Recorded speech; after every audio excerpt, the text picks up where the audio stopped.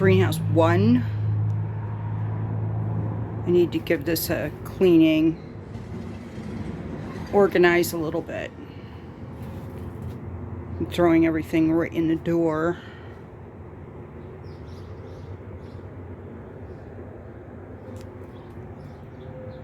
Need to repot the rest of the palms.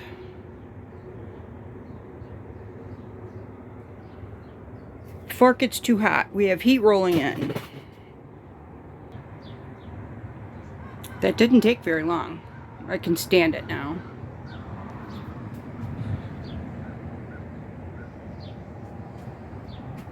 There are some peppers that I did not plant yet. I think 3, 4.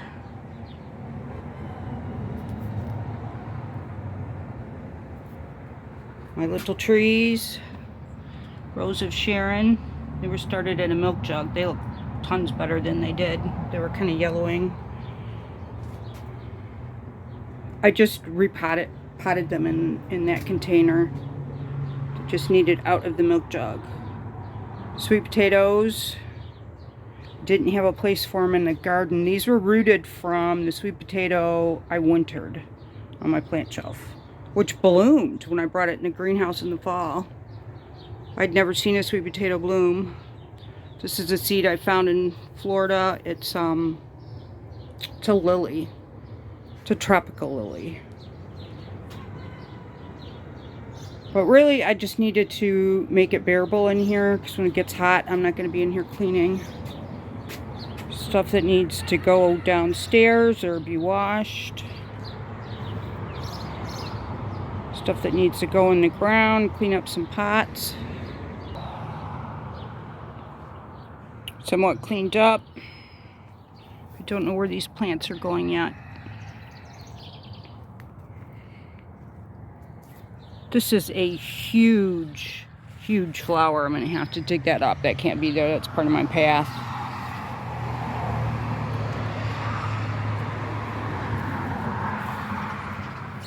To clean back here.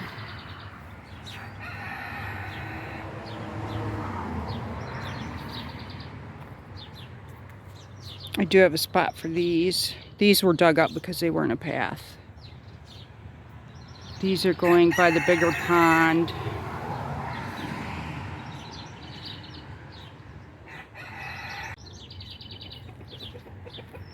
Everybody's going to the lake house. It's 4th of July coming up. These came from the lake house, from the woods somewhere. So, cool things always come from the lake house. Pond stuff comes from the lake house. So this flower here, look at it, it's big. It's the exact same one as the other one I just showed you that I have to pull up. And I have to pull this one up because there's not much of a walkway here. The pond was put in before the chickens, so the fence cut it off a little bit too short. I'm going to stick the hose in here and give the pond a little rinse out. It's murky. I have some more of these hostas over by the compost area. I pulled one and planted it. I moved coneflower. There were a bunch of coneflowers in here before this got so big. Let's get ready to bloom. This plant has runners. It has root runners, and it comes up all over the place. I've already pulled 2 around the pond. And there's one there that's got to be pulled. This is also part of a path, so I need to shovel that garden back a little or cut it back a little. So yeah, I opened up a whole can of worms back here, but you know what? It needed to be done.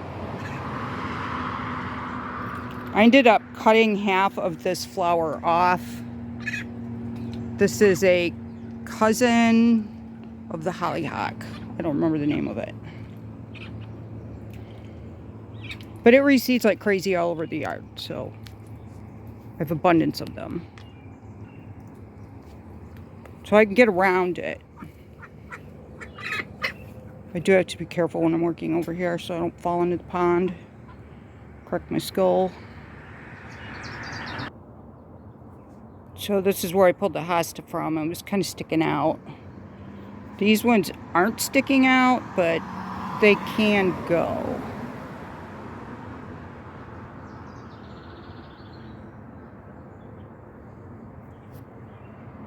There's a couple of them under there.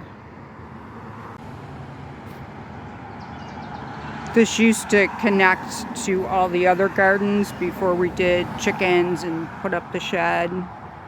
Now it's just kind of cut off in its own little area. But honestly, I needed a place to hide the compost. It has to go somewhere.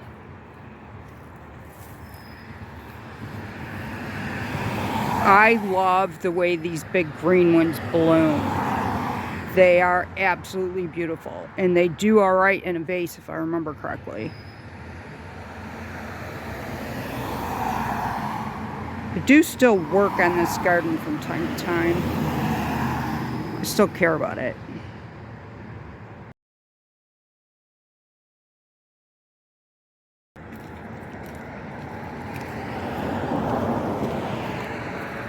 My daughter, my son-in-law,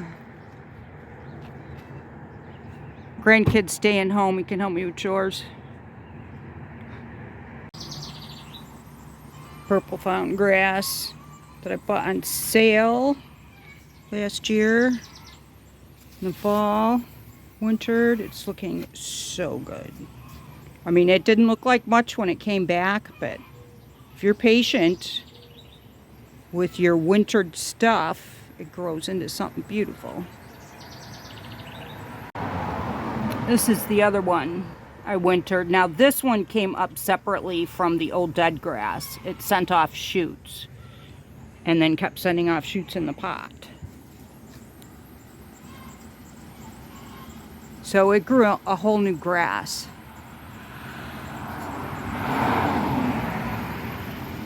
Here they go.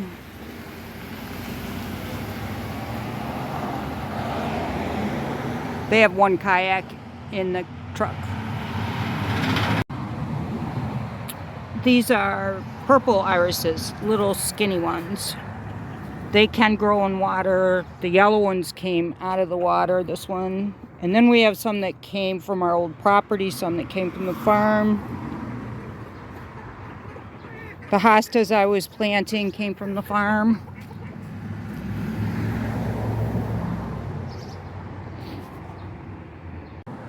I got quite a bit done. Ended up finding a lot of garlic back there in the pond, which is finished. That was a can of worms. But I'm happy I did it. I'm like super stoked.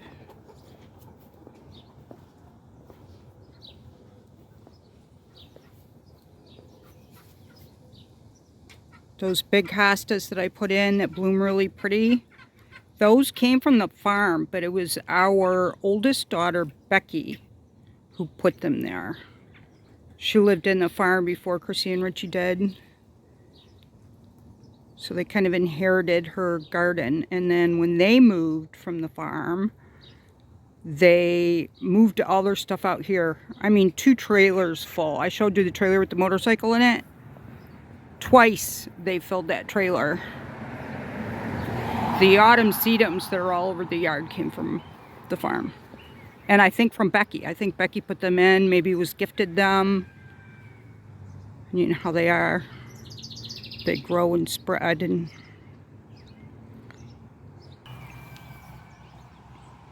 poppies that reseeded over here, I left them. After they bloom, I'll pull them out of this pot, dry them for arrangements, and we'll see what we have to work with then. So yeah, storm's coming. Was able to work on the herb garden with the kayaks gone. I found feverfew. It was on my wish list. I found it at Alexander's, my favorite nursery. Almost all the new stuff in this garden came from Alexander's. It's across the street from Tractor Supply.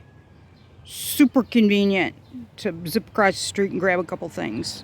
And I have not shopped this year because of the autoimmune. In the spring, I didn't do my normal. I saved some money.